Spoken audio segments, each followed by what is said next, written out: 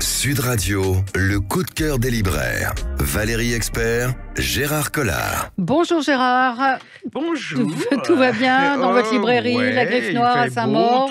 Non, Bon. je suis super. Vous êtes en forme. Alors, votre Attendez, j'ai une surprise. Oui. Parce que alors, si on m'avait dit, il y a une série sur Arte qui s'appelle Les Papillons Noirs. Parlez bien dans le micro, c'est un qui est- métier. Oui, c'est un métier. Je ne l'ai pas encore. Oui. Ça, je suis un débutant. Oui, j'ai vu, c'est une Voilà, formidable mais- série alors- et qui est tirée d'un roman. On me donne ce bouquin et on me dit c'est un bouquin qui est tiré de la série. Alors là, quand on me dit ça, je me dis j'en ai tellement fait, lu non, des pas du nanars. tout. Et pas du tout les enfants, c'est un polar. Mais j'ai adoré. Mais la série a été faite avant ou après? Non, la série a d'abord été faite et ils ont tiré le livre. D'accord. Là, ça doit être un des scénaristes qui a écrit le livre. Hein. Et c'est génial. Alors, pour ceux qui ne regardent pas la série, mais qui n'ont regardez, pas regardé parce la que série, c'est oui, mais formidable, lisez, avec Nicolas Duvauchel et c'est Nils incroyable. Arestrup. Alors, c'est l'histoire de deux esselés. Hein. C'est un jeune qui est Albert, orphelin. jeune orphelin. Et voilà. puis elle est fille de tondu. Déjà, ça commence mal. Hein. Ils se rencontrent et bon, voilà, ça match, hein, comme on dit dans les feuilletons américains. Et eux, ils ont on est dans les années 70-80, hein, bande son, musique géniale. Et eux, leur grand truc, c'est que vous, quand vous partez en vacances, vous allez au bord de la mer et tout. Non, eux, c'est des tueurs en série. Mais alors, ce qui est absolument génial, c'est que, bon, déjà, psychologiquement, ils rentrent ils sont super bien et vous pouvez pas faire autrement que de les trouver sympathiques. Moi, ça m'a... C'est incroyable, vous tombez Parce vraiment... que c'est fait pour, quoi. Ils sont beaux, ils sont jeunes. mais bon... c'est un peu violent et sombre. Oui, et tout. Ah, mais je vais pas... Alors, je me suis fait trucider la semaine dernière parce que j'avais raconté trop de l'histoire du polar et qu'on m'avait dit que ça valait même plus le temps de le lire. Mais allez, franchement, si le livre... Moi, j'ai pas lu le livre, mais la série est très réussie. Le livre est vraiment une réussite et c'est vraiment un très, très rare exemple où un livre est tiré d'une série, que ça soit pas de la daube, hein, parce que généralement, c'est pour gagner des pépettes et puis c'est tout. Hein. Et là, vous pouvez y aller. Le type, il écrit... C'est hyper bien construit. Faut pas trop en raconter. Non, mais, voilà. Mais allez-y. Donc et c'est comme la couverture. Je trouve que la couverture est très, très bien. Il est belge, hein, il est né à Bruxelles, maudit, mais ils mettent écrivain français. Alors, voilà. M-O-D-Y, c'est aux éditions du Masque et aux éditions Arte. En même temps, ça s'appelle Les Papillons Noirs. Et effectivement, vous pouvez regarder la série. Je sais pas dans quel sens il faut le faire. C'est compliqué. Moi, j'ai lu le livre et j'ai lu des articles où les gens disaient qu'en fin de compte, d'avoir regardé la série avant, ça donnait encore plus de saveur au livre. Donc, allez-y, je vous donne. Voilà, on peut le lire comme ça. Qu'est-ce qu'on lit encore? Alors, j'ai un petit livre que j'ai adoré de Catherine Lecando qui s'appelle le portrait de Greta G aux éditions des Pérégrines. Ah. Et alors, il y a plein de générations qui ne connaissent pas Greta Garbo. Hein, c'est incroyable. Je vais vous dire, moi, ça me fait peur parce que... un petit peu quand même. Bah oui, Corneille aussi, hein, oui. je veux dire, 6 mois comme ça, on lit plus rien et on regarde plus rien. Et donc, son histoire, elle est absolument géniale. On est à New York dans les années, je crois que c'est les années 80, et elle va au cinéma voir un de ses films. Et là, dans la salle, il y a des gens. Alors, la salle, elle n'est pas remplie. Hein, et dans ce livre, c'est les échanges entre les souvenirs c'est la vie de Greta Garbo, hein, et puis les destins de ces gens qui sont, il y a une comédienne, il y a un scénariste et tout. Et j'ai adoré parce que Greta Garbo, en fin de compte, je connaissais rien du tout. Et on va découvrir comment elle est arrivée aux États-Unis, comment elle a fait du cinéma et tout. Et alors, il y a la question, c'est de savoir, on la voit plus nulle part. Alors, est-ce que c'est parce qu'elle n'a rien à dire ou alors c'est parce qu'elle a très bien contré son histoire et qu'elle se crée son mythe de son vivant. Et alors vous commencez là-dedans. Du coup, j'ai été revoir la reine Christine. Ah, ouais. Ouais, non, mais... et bon, alors, il faut faire un petit effort, hein, parce que c'est quand même...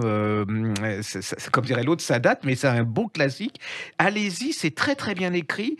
J'ai été surpris parce que, franchement, Greta Garbo, c'était pas ma tasse de thé. Ouais. Et vous, en plus, il y a New York, il y a des destins... voilà, il y a des multiples destins qui tournent autour de cette femme. Et puis, cette femme, la façon dont elle parle, j'étais très touché, très... Voilà. Ça sort du côté froid dont on a fait... vous parlez de Greta Garbo, je vais faire le lien. Alors redites le titre. Alors ça s'appelle Le portrait de Greta G de Catherine Lecando aux éditions des Pérégrines et c'est une petite merveille, franchement. Voilà. Ce livre qu'on avait beaucoup aimé, voilà, Gérard Collard, un des grands livres de l'année. Ah ouais, non mais j'ai adoré ce livre. Mais vous aussi, secret, oui, Le secret Hemingway, Brigitte Kernel, ça sort en collection de poche, 7,90 €. Franchement, Prenez ce livre, vous ne serez pas déçus. Alors je ne connaissais pas du tout moi cette non histoire. Plus, le fils d'Hemingway qui était un travesti. Absolument, ce qui pour Hemingway était inconcevable. C'est Gloria, née Gregory Hemingway. Et qui en demande d'amour de son père. Hein, et ce Hemingway, c'est... Et Brigitte Kernel, elle raconte magnifiquement bien les histoires. Il faut tout lire d'elle parce que tous les sujets qu'elle a traités, les personnages qu'elle a traités, elle nous fait rentrer dedans, mais sans démagogie, sans facilité. Et là, c'est vraiment une plongée dans le travesti. Et puis, il y a aussi Jour brûlant à Key West, qui existe aussi en J'ai lu, qui est formidable. Il y a un épisode qu'on ne connaît pas de la vie de Françoise Sagan, qui se retrouve à Key West avec Truman Capote. Et qui décide, elle est en signature à New York, et elle s'en va parce qu'elle en peut plus. Voilà. Et puis là, vous allez retrouver, elle est à Key West, alors le sable, et puis tout c'est.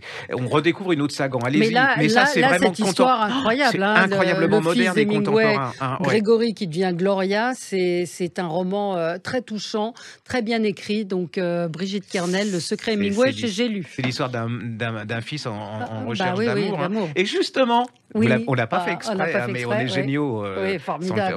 On a de la transmission de pensée, tout. Il y a un livre de Angelo Arancio qui s'appelle Un fils à l'échelle du temps. Alors j'ai beau tout faire à la librairie pour le vendre, je ne sais pas pourquoi les gens n'accrochent pas. Je ne sais pas si c'est. Alors essayez de nous convaincre. Non, mais il y a des livres comme ça, on peut tout faire. Enfin, c'est vraiment une bouée de sauvetage. Hein. C'est l'histoire d'un fils. Sa mère est morte il y a 17 ans. Et puis il lui en veut beaucoup parce que elle lui a jamais dit je t'aime. Et lui, il est aussi en demande d'amour et il lui en veut. Et au bout de 17 ans, il va se passer quelque chose. Vous découvrez pourquoi. J'ai pas vous non plus. Et il va essayer de retrouver sa mère à travers pourquoi elle ne lui disait pas pourquoi elle disait je t'aime et tout. Et là, alors faut expliquer que cette femme, elle vient de la Sicile. C'est ces émigrés qui venaient, ça se passe dans les mines du milieu de la France. Et bon, c'est des gens très très durs. Hein. Nous ici, on est dans notre canapé, voilà, on prend. Et là, on va découvrir le travail de cette femme avec son mari, ses enfants.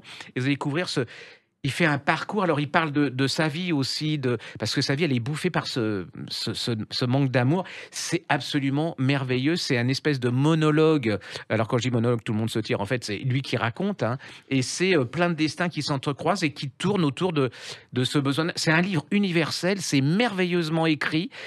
Moi, j'ai été pris dedans une fois, parce que la recherche de la mère, avec en ce moment, avec tout ce qui se passe et tout, je me suis dit, je vais encore me suicider, je vais me prendre encore une pilule avant de la fin, et absolument pas, vous êtes dedans, et je trouve c'est merveilleusement écrit, le sujet est somptueux, enfin je sais pas comment parler, mais allez-y. Alors ça s'appelle Un fils de Angelo Arancio, c'est un éditeur qui s'appelle L'échelle du temps, c'est trouvable, il n'y a pas de problème, et c'est une petite merveille, franchement. Alors un polar, Un profond sommeil de Tiffany K. Tyson, c'est chez Sonatine. Je ne sais pas si vous l'avez j'ai entendu parler. Ouais. Donc c'est une plongée vertigineuse au cœur du sud des États-Unis. C'est dans l'Amérique profonde, celle des oubliés, des laissés pour compte qu'on connaît. Ça se passe dans les années 70. C'est un thriller qui raconte l'histoire de cette famille du Mississippi aux Everglades. Donc il y a Willett et Roberta.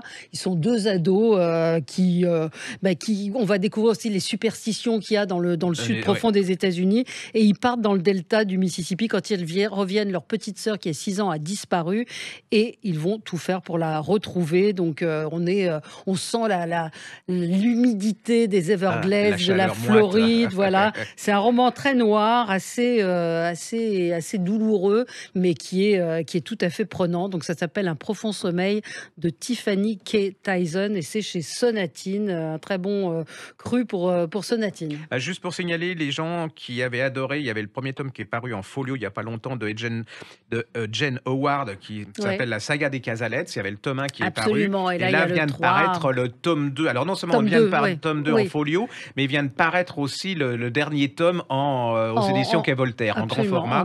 Et là, ça a été un événement et c'est un monument parce que c'est l'histoire de cette grande famille bourgeoise anglaise. Et vous allez voir, en fait, c'est une histoire de l'Europe et de l'Angleterre à travers cette famille avec les femmes, avec la modernité qui arrive, le conservatisme et tout. C'est vraiment hyper bien écrit et c'est vraiment... Alors là, pour pas cher, vous avez quand même au moins 1000 pages de lecture. Hein. Alors, allez, ça s'appelle La saga des Casalettes et là, effectivement, c'est un le tome moment... 2 en folio. Lisez le premier déjà, oui. mais c'est une saga, pour ceux qui disent j'ai rien à lire, je sais pas quoi lire, là vous avez tout. C'est un peu comme dedans. les Forsyth. Voilà. Vous savez. Bon, on se retrouve dans un tout petit instant, on sera avec un auteur qu'on aime beaucoup, David Lelay, qui va nous donner son conseil de lecture de cette semaine. À tout de suite. Sud Radio, le coup de cœur des libraires. Valérie Expert, Gérard Collard.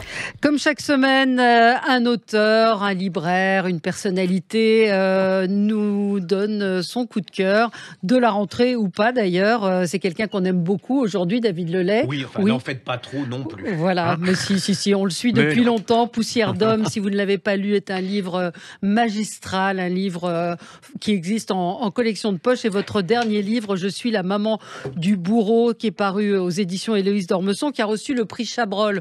Donc ça donne un petit peu l'ambiance du livre. C'est un livre qu'on a beaucoup aimé, hein, Gérard, ici. Oui, dont en fait, il parle, c'est surtout la mère. C'est la mère qui est ébranlée dans ses convictions religieuses et en cette époque où on parle beaucoup de pédophilie, c'est le point de vue de cette mère. On a rarement eu un roman sur le témoignage de la mère. Absolument. Donc c'est psychologiquement très très bien. Donc à lire absolument. Trouvé. Je suis la maman du bourreau aux éditions Héloïse d'Ormesson. Et vous alors, David Lelay, quel livre aviez-vous envie de nous conseiller ? Bonjour Valérie et Gérard. Je voulais vous parler d'un livre qui m'a vraiment secoué, qui s'appelle Les enfants endormis d'Anthony Passeron. Alors c'est une histoire de famille, de secret de famille. Alors moi j'adore les histoires de famille, c'est mon côté petite concierge sans doute. Je sais pas, j'aime bien regarder par le petit bout de la lorgnette. Et là c'est un double récit en fait assez fascinant. C'est-à-dire qu'on a l'histoire intime d'un côté et l'histoire collective de l'autre, parce que ce garçon nous raconte l'histoire de son oncle qui s'appelle Désiré, qui est mort il y a 40 ans. Et c'est un secret de famille, on ne sait pas trop ce qui lui est arrivé, et lui commence à enquêter et va découvrir que cet oncle était en fait drogué et qu'au tout début des années 80, il est mort du sida. Et en fait, dans ce double récit, on assiste à cette histoire familiale et en contrepoint, on a la découverte du sida. Comment on découvre en 82, 83 ce qu'on appelle le cancer gay. Et qu'est-ce que c'est que cette maladie? Comment les scientifiques vont peu à peu découvrir le virus? Quelles vont être les avancées scientifiques? Comment on va arriver au premier traitement? Donc c'est assez incroyable parce qu'on a ce récit très sensible, très intime, vraiment qui nous prend au cœur. Et de l'autre côté, on a un récit très technique, très scientifique, une enquête vraiment poussée sur la découverte du virus. Et alors, ce qui est très émouvant aussi, c'est que en fait, on est dans une famille très simple, dans l'arrière-pays niçois, des émigrés italiens qui sont devenus bouchers dans la région et qui sont des gens simples avec une foi chevillée au cœur, un sens de l'effort très très développé. Et puis on a ce type, cet oncle Désiré qui est lui festoyeur, qui est un peu le branleur de la famille et qui finalement tombe dans la dope et emmène la famille dans ce tourbillon infernal. C'est vraiment un texte assez bouleversant. C'est un premier roman. Oui, c'est un premier roman, c'est aux éditions Globe, c'est ça? Oui, tout à fait. L'auteur s'appelle Anthony Passeron et ce qui semble intéressant, c'est ça, c'est de mêler à la fois l'histoire intime et puis l'histoire de cette période et de se remémorer ce qu'a été le sida pendant les années 80, comment c'était une maladie, honteuse, comment on était rejeté.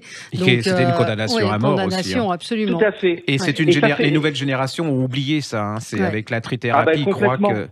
Mais complètement. complètement. Et là, c'est une piqûre de rappel, c'est le cas de le dire. Et c'est vrai que moi, ça m'a remis aussi ça m'a fait penser à tout ce qu'on a vécu au début du Covid, cette peur qu'on avait, on n'osait pas se toucher, on n'osait pas se parler, etc. Et là, on sent vraiment ce frémissement. Qu'est-ce que c'est que cette maladie mystérieuse? C'est vraiment un livre aussi passionnant que prenant, vraiment. Bon, merci beaucoup, David Lelay, d'avoir été avec nous. On rappelle votre livre à vous, Je suis la maman du bourreau, donc qui est paru chez Héloïse d'Ormesson. Lisez Poussière d'homme, vous pouvez tout lire de toute façon de David Lelay. Nana Mouskouri, Je suis Nana Mouskouri, c'est un chef-d'œuvre. Franchement, vous avez une plume magnifique. Merci à vous, les enfants endormis, Anthony Passeron. Donc, merci de votre conseil. Bonne journée à vous. Merci, au revoir. Au revoir. Alors, dans la continuité de ce que vient de nous raconter David, du livre dont il vient de parler, David Lelay, Brigitte Giraud, vous savez, elle est sélectionnée pour le Goncourt, elle raconte dans Vivre vite, qui est paru chez Flammarion. C'est un livre, le sujet, on se dit, bon, elle raconte la mort de son mari, il est mort d'un accident de moto.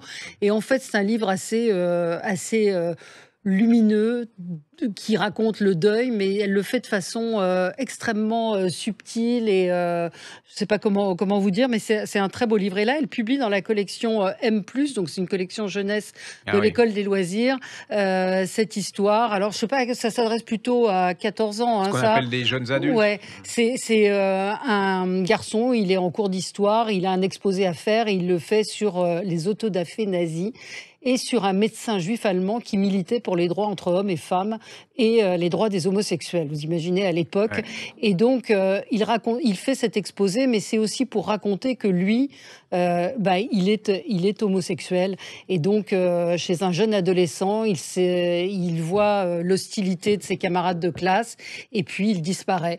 Mais c'est un livre... c'est un livre qu'on peut donner à des jeunes adultes, effectivement, parce que c'est tous les questionnements qu'il peut y avoir autour de l'homosexualité pour des ados, et puis la façon dont c'est reçu. C'est un très très beau livre, Portée disparue, Brigitte Giraud, et c'est illustré par Laurie Lecou, et c'est chez M+, l'École des loisirs, c'est 15 ans, on va dire, 15 ans. 15 ans. Ouais. Juste pour un coup de gueule, mais je veux dire, je suis un peu déçu, je trouve que, je crois que je l'avais déjà fait, mais bon, je me lasse pas. C'est le dernier bouquin de Sébastien Spitzer, La revanche des orages. Vous l'aviez dit, oui. Et il marche pas. Il marche, mais très moyen. Je sais pas pourquoi, alors que c'est une... Franchement, c'est une petite merveille. C'est l'histoire de cet homme qui participe au lancement de la bombe sur Hiroshima. Ouais. Et alors, quand ils reviennent tous, c'est tous des héros. Lui, il est un héros aussi. Puis tous les autres, ils sont dans le mythe du héros, c'est-à-dire qu'ils se comportent comme... Et lui, dès le départ, quand il va revenir, il va tomber dans la dépression. On va voir comment toute la famille chute avec lui parce que il se rend compte de ce qu'il a fait, quoi. Il a participé à ça. Et c'est un très, très joli livre. Enfin, c'est pas joli, c'est pas le terme, c'est-à-dire que pour la fois, on a le contre-coup des héros, donc on a cet homme, une histoire vraie, c'est tiré d'une histoire vraie. Et là, on voit que ça n'a pas été aussi évident qu'on le dit. Je veux dire, tout le monde n'est pas un héros, et que est-ce que pour être un héros, il ne faut pas être insensible quelque part? Alors cet homme, il est certainement trop insensible. Enfin, est-ce qu'on est trop sensible? En tout cas, allez-y, parce que c'est vraiment psychologiquement d'une rare finesse. Il n'y a pas de jugement de valeur là-dedans. Il explique la vie de cet homme, comment sa descente aux enfers, la descente avec sa famille, la honte. Je trouve que c'est absolument... ça va à l'encontre un peu de ce qu'on a tout le temps. C'est-à-dire le héros à la John Wayne qui vont arriver... Et fier de ce qu'ils ont fait. Lui, il n'est pas forcément très fier. D'ailleurs, Sébastien Spitzer, il faut tout lire parce qu'il est très discret et tout. Il a un style qui est au service de l'histoire. Et je trouve que c'est un très, très émouvant personnage que cet homme. Donc, ça s'appelle La revanche des orages de Sébastien Spitzer et c'est chez Albin Michel. Un petit livre jeunesse, on a dit qu'on en ferait. Voilà, mon pantalon a disparu. Et alors, c'est l'histoire de. Alors, c'est un koala, mais alors son prénom, forcément, je trouve que c'est bien trouvé. Il s'appelle Nico Alak. Donc, Nico Ala, pardon. Nico Ala. Et alors, c'est l'histoire d'un petit koala. Il va à la piscine. Le problème, il va dans le vestiaire et son pantalon a disparu. Et là, c'est l'histoire, qu'est-ce qu'il va faire? Et il va se retrouver sans pantalon, en caleçon. Il va arriver plein d'aventures avec, il y a plein de personnages. Hein, puis il y a des petits pandas. Ouais, sur le podcast, allez-y, parce qu'on vous mettra les images sont très belles. Les images sont très très douces. C'est comme un doudou, les images. J'adore ce genre de bouquin. Ouais. Et puis, c'est plein de rebondissements, c'est plein de sourires, plein d'humour. Et puis, bon, vous allez voir comment ça va finir. Est-ce qu'il va retrouver son pantalon? C'est très joli. C'est chez Mijade et ça s'appelle Mon pantalon a disparu. Christine Naumann-Villemain et Quentin Gréban. Donc, petit livre jeunesse. Très joli. Important de faire lire à vos enfants petits. Il en restera forcément quelque chose. C'est une habitude. Moi, j'arrête pas de me le dire. C'est que voilà. C'est une habitude. Un essai dont vous voulez Alors, parler? il y a une chose que je viens de lire de Amine El-Bailly qui s'appelle Je ne me tairai pas chez Robert Laffont. C'est l'histoire de ce monsieur qui a témoigné, qui habite à Roubaix, et qui a témoigné. Sa petite sœur est partie en Syrie. Et là, c'est ça. Voilà, il raconte comment il a vu l'islam radical arriver. Moi, je trouve que le témoignage est très beau. Et puis, c'est vraiment du courage parce que nous, on peut. C'est comme. Enfin, je vais me faire tuer, mais je veux dire, se couper une mèche de cheveux dans son salon, c'est bien, mais de 2 cm pour pas que ça se voit. Mais je veux dire, là, c'est vraiment le type, il est poursuivi pour quand il va sortir, il risque sa vie. Alors, je ne dis pas que c'est. Il a aidé à un témoignage de zone interdite pour lequel il a été menacé de mort, et la présentatrice aussi, Ophélie Meunier, a été menacée de mort, placée sous protection policière. Pour moi, ça, c'est du vrai courage. C'est vraiment physique. Et c'est pas. Alors, je veux pas faire dire ce que je ne veux pas dire avec les jeunes femmes qui ont coupé leur truc. Mais voilà, je trouve que ça remet en valeur, en échelle de valeur et de dangerosité quand il y a certains témoignages. Et je trouve que ce genre de bouquin, je les lis pas normalement. Et j'ai été très touché par ce bouquin. Donc ça s'appelle Je ne me tairai pas, Amine El-Bailly, et c'est chez Robert Laffont. Voilà, on a déjà fini. Voilà, merci, à la semaine prochaine. Sud Radio, le coup de cœur des libraires. Valérie Expert, Gérard Collard.